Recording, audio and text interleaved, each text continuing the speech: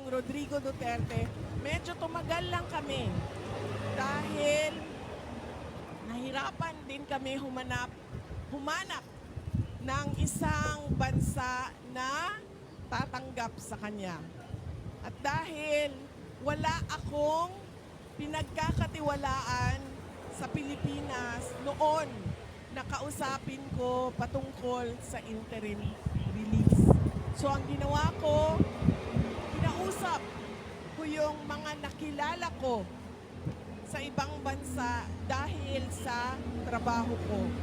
Meron akong mga nakasama, nakilala noon sa pag-ikot ko sa Southeast Asia dahil sa Department of Education at dahil sa trabaho ko sa Office of the Vice President.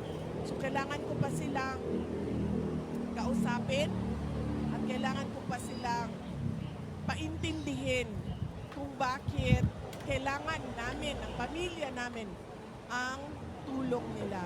Kaya medyo tumagal kami, pero nakahanap din kami ng isang bansa na nagsabi tatanggapin namin siya.